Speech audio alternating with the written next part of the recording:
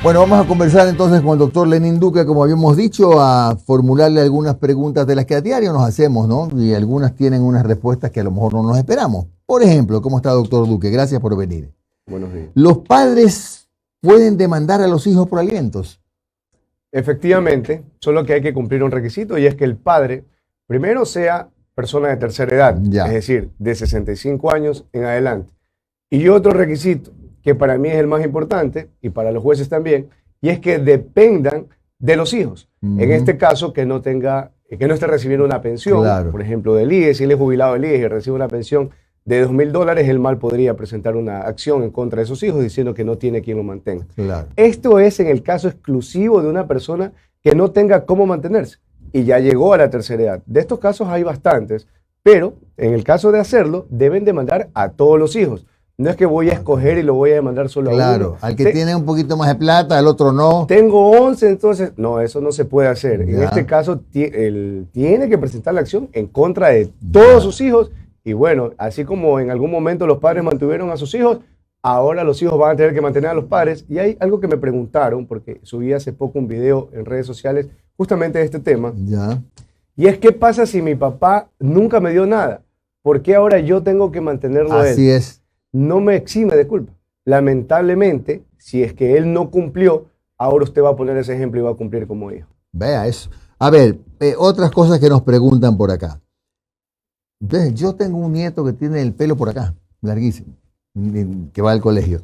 ¿Le pueden prohibir a un niño con el pelo largo, con aretes, qué sé yo, entrar al colegio?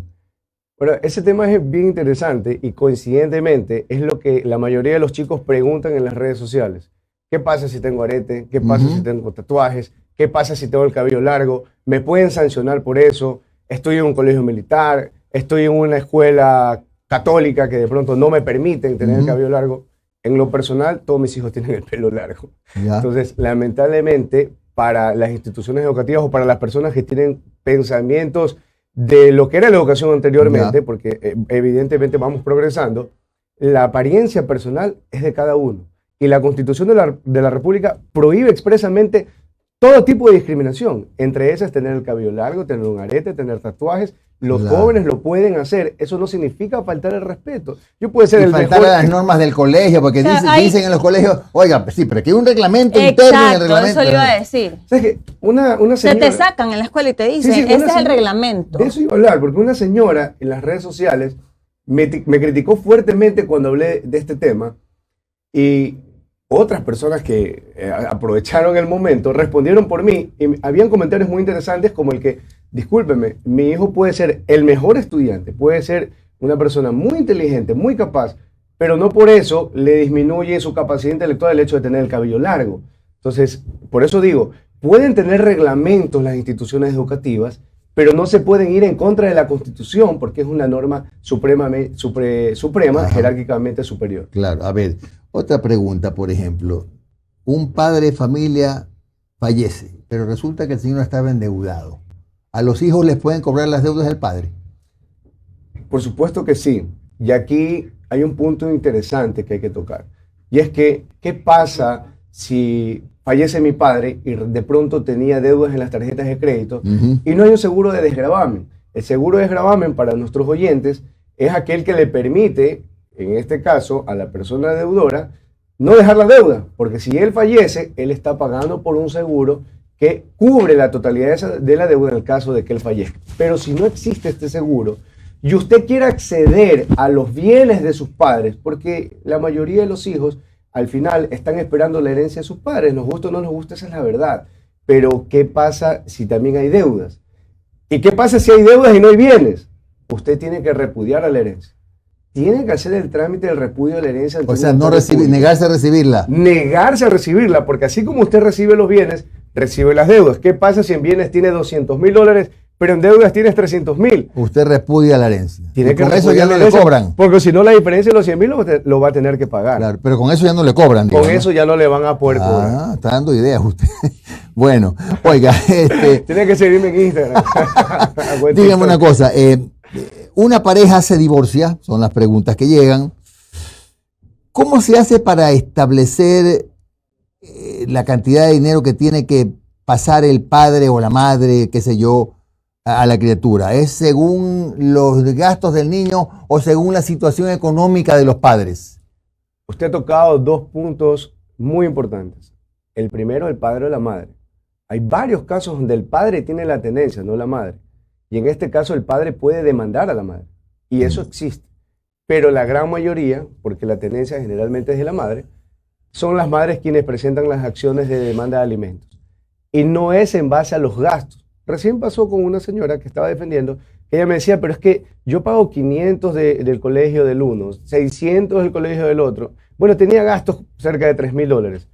Pero resulta que comprobable de los ingresos de su esposo tenía exactamente la misma cantidad. Solo se podía comprobar que él percibía $3,000. Y decía, no, es que yo quiero esos 3,000. No, no es así. Si yo demuestro dentro de un juicio que solo percibe los $3,000, digo solo porque estoy hablando de un caso específico, pero la mayoría de los casos son personas que ganan $500, $600. Si demuestro que gana $500, yo no puedo pedir una pensión igual a lo que él percibe, porque de pronto mis gastos llegan a ese valor.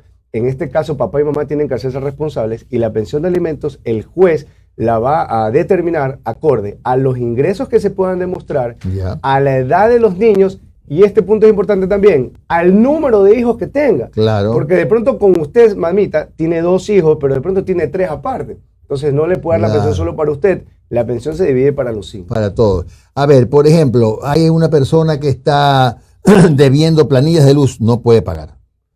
¿Es obligación de la empresa pública renegociar esa deuda o es potestad?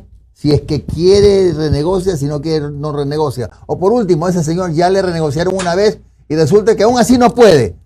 ¿Puede insistir en que le renegocien su deuda? Bueno, aquí hay un punto importante que es el contrato. Debemos someternos al contrato.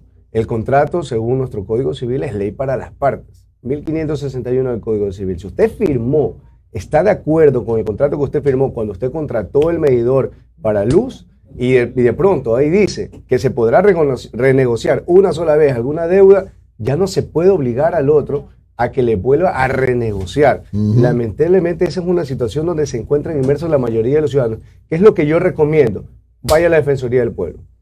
El abogado es gratuito, lo van a ayudar, ellos hacen de intermediarios, es más o menos como una mediación, pero el defensor del pueblo tiene la potestad de poder ayudarlo cuando existen problemas con casas comerciales, con la empresa eléctrica. En ese tipo de situaciones es el defensor del pueblo quien tiene la competencia para poder resolver en estos casos. A ver. Una consulta, doctor Duque. Por ejemplo, ¿qué pasa con las operadoras, no sé, gestiones de cobranza, que te llaman y te llaman y te llaman? Ya hay aprobada una ley del consumidor, pero no solo que te llaman, sino es que te llaman y son súper groseros. Te amenazan. Te amenazan, te llaman, no, que sí, y empiezan ya cada vez el tono a alzar, a amenazarte, a intimidarte. Tú como usuario, ¿qué puedes hacer al respecto? Bueno, en ese caso, efectivamente, la Defensoría del Pueblo. Si me estuviera pasando, me dicen que los abogados debemos aconsejar con lo que uno haría en su caso si fuera personal. Y yo generalmente lo hago así. Yo acudiría a la Defensoría del Pueblo, presentaría una denuncia y diría que estoy siendo víctima de acoso de esa casa comercial, de esa operadora. Generalmente son call centers que se contratan para este tipo de acciones. Y diría que estoy siendo víctima de acoso por parte de ellos y nos van a invitar a una audiencia. Ojo, en la Defensoría del Pueblo hay audiencia. Y es aquí donde se va a ver realmente si están cometiendo una infracción o no. Doctor, con respecto al tema de las deudas, para cerrar este círculo, ¿tienen caducidad? Sí, depende del tipo de la deuda. Hay deudas que... Por ejemplo, de tarjeta de crédito. 5 años. 5 años. Y esa pregunta... No le dé ideas. Por eso por algo lo pregunto. Lo respondí inmediato porque es lo que más pasa. Claro, claro. Y en la pandemia... Obvio. Creo que me hubiese hecho millonario si hubiese cobrado por las consultas. Con bancos y esas cosas, o no prescriben nunca. 5 años. 5 años. Y te quedas en central de riesgo. Y esta le va a gustar más para nuestros oyentes y para los que estamos aquí. No. Lo importante es pagar, ¿no? Identifico. No, sí, pero es que hay que decir lo que dice la norma. A veces dice, a personas me dicen, eres un alcahuete. En la ATM hay infracciones también que se cometen. Bueno, también prescriben en 5 años. En 5 años. En 5 Yo no puedo solicitar la prescripción de esa deuda, por si acaso. Entonces ya no la paga. ¿De cuál? de esa deuda del ATM. ya no Usted la tiene una paga. infracción, de pronto hubo un radar Un y montón nunca le ya. notificaron, Ajá, sí. lleva 5 años esa deuda, usted Claro, pide la prescripción claro. de esa deuda y se acabó esa deuda porque ya pasaron los 5 años. Ahora, Bueno. hay muchas personas que están preguntando qué pasa cuando renuncia por desahucio o despido por desahucio en este caso. ¿Cómo es la situación? Hay otra persona que pregunta, si yo presento mi renuncia a una empresa, ¿cuánto me tiene que pagar de liquidación? Esos temas los podría explicar, doctor. Ya, vamos a entrar ahora al tema laboral. Ujú. ¿Qué pasa si me quiero ir? Ayer fue un cocinero de una empresa pública, X. sí, Ya. a hacerme una consulta. Doctor, ¿sabe qué? Yo cocinaba para 20, ahora son 50. Me quiero ir, quiero renunciar. Si usted renuncia, la renuncia no está dentro del Código del Trabajo. La renuncia es un acto creado por los ciudadanos y que al final generó una costumbre, Voluntario. pero la costumbre no genera derecho. Entonces, ¿qué es lo que realmente existe? Es el acuerdo de las partes. Lo que significa que si usted renuncia necesita que se le acepten. Pero si presenta el desahucio, que es lo que acaba de decir, me Omar. acaban de preguntar, Juan, en este caso es un acto unilateral del trabajador y solo lo puede hacer el trabajador. Deseo renunciar. Mejor empecemos a utilizar la palabra desahucio. Voy a desahuciar a la empresa. Es decir, voy a presentar mi escrito. Igualito, es el mismo membrete. Búsquese en internet donde dice presento mi renuncia irrevocable a mi puesto de trabajo. Cámbiale solo la palabra renuncia, quítela y ponga desahucio. Presento mi desahucio irrevocable a mi puesto de trabajo. Eso significa que a partir del día en que usted lo presenta, al siguiente día es el día 1. Cuente 15 días en total y usted ya tendrá que dejar de laborar. Hasta Claro. 15 días después de A ver, haber presentado el doctor. desahucio. Peter Vázquez pregunta en YouTube, ¿se puede demandar una red clínica por no dar diagnóstico adecuado, el cual compromete el nacimiento del recién nacido? Sí, por supuesto, pero ahí podría ser un caso de mala práctica profesional. En este caso tendría que presentar una denuncia directamente en la fiscalía. No soy penalista, pero Ya. entiendo que ya eso es un proceso largo, pues, ¿no? De investigación, de indagación previa, etcétera, ir a juicio. A ver, esta es una pregunta que puede ser, me parece interesante. Alguien tiene licencia para manejar una moto y resulta que lo detienen porque está manejando un carro. Se le puede multar. Ese es el pan nuestro de cada día. Resulta que ese tema nace porque muchas personas que tienen moto empezaron a manejar vehículos. Y hay un cantón de aquí del Guayas donde se empezaron a dar infracciones. Llegó un grupo a mi oficina y me consultó el tema. Y de ahí nace también un video que hice en redes sociales respecto a esa pregunta. Ujú. ¿Por qué sancionan si la ley dice que solamente existe 2 tipos de licencia? Profesional y no Ah, profesional. La licencia A es de moto, la licencia B es para vehículos livianos. Estas 2 licencias son no profesionales. Pertenecen a una misma categoría.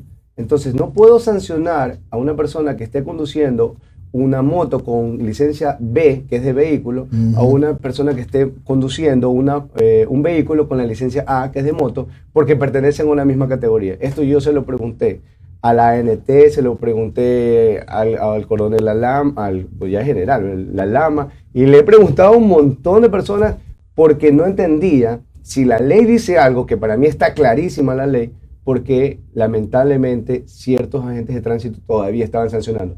Entiendo que ha mermado en gran magnitud este tipo de infracciones, pero no es una infracción porque lamentablemente la ley es la ley. Doctor Edgar Bustos pregunta, si tengo una letra de cambio y el señor que firmó murió, ¿puedo cobrar a los herederos? Bueno, ahí va a depender exactamente de lo mismo que le dije, de que si ellos repudian a la herencia. Si ellos repudian a la herencia no le tiene cómo cobrar porque no es un heredero. Pero si el señor tenía bienes, hay una deuda y la puede cobrar. Oiga, y si se repudia la herencia, se queda el Estado con la herencia. Bueno, ¿Cómo? en el caso de que no tenga, de que él repudia la herencia, efectivamente, es que si no lo reclama nadie de la Claro. familia, porque hay herederos, pero si ya no hay herederos, Ah. evidentemente va a pasar a ser del Estado. Claro, Que no o tiene- no puede tiene- haber otro heredero no. que sí quiere reclamar y le tocará pagar. Pero por eso digo, en el caso de no haber herederos, es que ya no hay más. Dentro de la línea de árbol genealógico ya no hay más, ya no hay quien Ya. reclame, va a pasar a ser ¿Qué del pasa Estado. si un funcionario público, por ejemplo, es despedido y por desconocimiento resulta que le liquidan una cantidad que no era la que tenía que cobrar, pero a lo mejor firmó, cobró y se fue, y se da cuenta que no era lo que tenía que cobrar. Hay un artículo de la Constitución que es importantísimo y que suena trillado para los abogados laboralistas, al menos es trillado. Pero para la sociedad en general no puede ser así porque es el arma a defenderse de los trabajadores, que es el derecho de los trabajadores es irrenunciable. Usted puede haber firmado una liquidación, pero si esa liquidación implica renuncia de derechos, ¿por qué? Porque es diminuta. De pronto a usted le correspondía por despido 10.000, pero le pagaron 8.000, usted puede impugnarla ante un juez del trabajo. Es importante para los abogados que nos están escuchando, porque esto es lo que más ocurre, el error que más ocurre dentro de estos procesos, y es que no se impugna la liquidación. Ustedes tienen que impugnar esa liquidación ante el juez. Ustedes pueden reclamar, pueden decirle al juez, está mal hecha porque a mí me correspondía tanto cuando me pagaron esto. Usted puede decirlo, pero si no impugna, si no pone la palabra que impugna esa liquidación, que impugna ese acta de finiquito, va a perder el juicio. Generalmente esto ocurre, por eso es un consejo esto ya más para los abogados, que son tecnicismos que tienen que aplicar dentro de los procesos judiciales. Así haya cobrado la liquidación. Claro, así la haya porque cobrado. hay Sí, gente que dice, pero ya cogí el dinero. Ya firmé, Sí, ¿qué pero hago? igual puede impugnarlo. Mire, ok. y aquí un tip para los oyentes. Esto en cambio ya no es para los abogados, esto es para los oyentes. Si usted tiene una liquidación y de pronto le sacan cuentas en el Ministerio del Trabajo y le dicen a usted le corresponde 10.000, pero en la empresa le dan 8.000, coja los 8.000 y reclama la diferencia. Porque lamentablemente no todos los abogados son leales en decir la verdad. A veces abogados le dicen, no cojas y reclamemos todo. Exacto. Claro, pero porque yo te voy a cobrar el 10%, 20%, 30%. Hay abogados que cobran hasta el 40% de la liquidación que vas a recibir. Entonces, al final del día, pudiste haber cogido los 8.000 líquidos y reclamar los 2.000, pero el abogado te hizo reclamar los 10.000 y se te llevó 30.000. Lógico. O sea, se te lleva el 30% de la plata. Claro. Entonces, eso ocurre mucho. Así que mejor coja y reclame la Claro, diferencia. ahora, si una persona es garante de alguien y es casado y no le dijo a la señora, ¿esa garantía tiene validez o es obligación que estén las dos firmas? Bueno, ahí sí que el momento que se casan son una sola carne. Claro. Lamentablemente. Pero hay O lamentablemente o disolución de ventajosamente, no bienes, sé, ¿no? por si acaso, ya depende de la percepción de cada uno. Pero el momento que uno se casa, ¿cuál es el problema aquí? Que si yo firmo como garante y estoy casado, automáticamente mi esposa pasa a ser deudora. Porque estoy casado. Forma Claro. cualquier deuda, y esto es importante para las mujeres, cualquier deuda que tenga el esposo también es del esposo. ¿Ves? A menos que haya bienes separados. ¿no? En caso Separación de de que bienes. exista una separación de bienes, evidentemente, pero bueno, ahí ya va a depender. La gran mayoría de matrimonios no lo hacen. Por eso, Claro. esto es como para la generalidad, ¿no? Claro. Pero si usted dice, no, pero es que yo quiero salvarme de eso, pues si mi esposo pasa solo endeudado. Exacto. Bueno, Lógico. entonces ahí sí Separación de tiene bienes. que váyase ante un notario público, ya es Oiga, una doctor. separación. Muchos preguntan cómo salir de la central de riesgo. Están preguntando. ¿Cómo qué? ¿Cómo salir de la central de riesgo? No se endeude. No se endeude. No, dice- Pague las deudas aquí- y si ya las pagó, tiene que hacer un trámite directamente en la superintendencia de bancos Ya. para Ya. que no para que le levanten. Y esto me enseñaron a mí, porque yo no lo sabía, la verdad, hace poco en la superintendencia de bancos, y es que todos estamos en central de riesgo. Lo que pasa es que hay Con calificación. calificación, Claro, correcto. Hay un Hay puntaje, calificación. ¿no? Entonces la gente dice, yo quiero salir de central de riesgo. Eso no va a pasar. Mientras usted sea sujeto a crédito, sea económicamente activo, usted jamás va a salir de la central Claro. de riesgo. Pero es que aquí dice alguien, yo tengo una deuda hace 20 años, pero no que prescriben a los 5. Pero Ajá. usted tiene que solicitar la prescripción. Claro, si no la ha Ahí está. solicitado, Sí, sigue. y cuando usted gane esa prescripción, usted la Claro. presenta y ahí sí Porque, le mejoran la calificación. mire, y aquí dice, ¿qué pasa con tarjetas qué pasa con deudas que ya pasaron el tiempo, pero en teoría las venden a terceros y te siguen llamando? No importa. Puede que lo llamen. Usted saque cuentas. A ver, ya pasaron 5 años. Dígale, enjuíceme, por favor, Oiga, le pero- ruego, presénteme la demanda. ¿Por qué le digo eso? Porque es más fácil que usted se defienda. Cuando lo demanden, usted presenta, me busca, soy tu abogado, presentamos la contestación y la excepción previa a ser prescripción de la acción. Oiga, Está doctor, pero prescrito. a ver, yo te voy a preguntar, también puede pasar, ¿no? Alguien va con una intención segunda, ¿no? Le presta $200,000 a un Claro, banco, y se hace el loco 5 años, cartas van, cartas vienen, etcétera, pasaron los 5 años y no pagó porque no le dio la gana, prescrita la deuda. Bueno, no creo que un banco que preste $200.000 No tenga las garantías adecuadas, ¿no? Permita, generalmente existen las garantías. Estos son para casos específicos que suelen ocurrir, dígase, los bancos que están en liquidación, instituciones financieras que están en liquidación, Claro. que no han tenido cómo cobrar, pero hay como... Y que no han hecho ninguna acción para cobrar. Sí, usted puso un ejemplo que me parece interesante, y es que, ¿qué pasa si yo debo, por ejemplo, Casa Tosi? Casa Tosi es una casa comercial que tenía una tarjeta propia y la gente iba a comprar con su tarjeta. Doloroso. Entonces, ya pasaron más de 5 años. Y te siguen llamando. Y le vendieron, y esa es la parte importante que usted dijo. Le vendieron la cartera. Le vendieron la cartera a una empresa cobradora. Si la persona saca cuentas y ve que pasaron los 5 años, ya no hay nada que hacer. Ya. Obviamente la molestia, y aquí quiero ser enfático en esta parte, la molestia es porque usted debe. Ujú. Puede estar prescrita, pero no sea sinvergüenza, porque usted Claro. debe la plata, y tiene que Claro, pagar. Pero está prescrito. A Tampoco se doctor, aproveche de lo esto que le es están importante. enseñando. Mire, una pareja se divorció, posiblemente no en buenos términos, y resulta que hay horario de visitas para los hijos, todo bien. Y los abuelos, por ejemplo, uno de los abuelos no lo dejan ver a la señora, supongamos que fuera así, no lo deja ver a sus nietos. Puede pasar, puede un abuelo pedir que le permitan ver a sus nietos, aunque no sé en qué parte de la ley está eso. Eso pasa y mucho. Vea, en una ocasión fui a una audiencia donde un doctor había demandado a su hija por regulación de visitas. Ese es el término jurídico. A la hija. A la hija. Ah, ya. Llego a la audiencia y me la acerco al doctor, un señor ya de tercera edad. Le digo, doctor, pero usted está demandando a su propia hija. Me dice, ¿usted es papá? Le digo, sí, de bastantes. Pero no es abuelo, me dice. Cuando usted sea abuelo va a entender lo que es el amor de un abuelo a su nieto. Podría ser hasta más grande del que yo he sentido por mi hija y por eso la demandé. Así que solicitó la regulación de visitas y el juez le impuso, en este caso a la hija, la regulación de visitas que tenía que cumplir. Claro, Eso puede ser hasta los tíos, claro, hasta los primos. No es muy común, pero pasa, ¿no? No es común, pero lo pueden hacer. Claro. Oye, doctor, acá hay otra pregunta interesante. La gente Hasta sigue tiempo nos preguntando, falta. La Dios mío. prescripción, ¿De la dónde la prescripción, presenta? ¿dónde se la pide? ¿Quién se la pide? Sí. Ante el juez de lo civil, ya no, déjese. Ya, no te imaginas. Y también Dígame una se cosa. No, Deudas de casa, dice. Yo le voy a decir dónde. Córdoba 1021 de 9 de octubre. Ah, mi ya, oficina. pues. Las deudas de casa Ya pareció Ladino. deudas de casa no, eso no tiene nada, porque aquí la gente está preguntando, ¿y si debo mi casa también? No, eso No, ya hasta eso lo han Ya, sacado. sí, ya no sea Doctor sinvergüenza. Duque, No, pues, sacó una aunque de yo, 15 años, está dentro del eso hasta yo lo podría contestar por experiencia propia. Hay una persona que llegó a la mayoría de edad o no sé a cuántos años, no le gusta su nombre y se lo quiere cambiar, se puede cambiar el nombre, ¿no? Se puede cambiar el nombre siempre y cuando usted demuestre que lo ha venido utilizando. Claro, Ah, ok. Hay una señora que trabaja conmigo que le decimos Fanny. ya. Y no se llama Fanny. No se llama Fanny, pero ¿por qué le decimos Fanny? Porque su mamá, antes era todo informal, ¿no? Su mamá y su papá no pudieron ir a escribir y le dijeron al compadre, tome compadre, vaya, escríbame a mi Y hija. no la inscribió. Y él Le le puso puso Sonia Eulalia. Ya. ¿Y Pero cómo ellos- hizo para cambiar el nombre? Ellos dijeron, no, nunca lo cambió.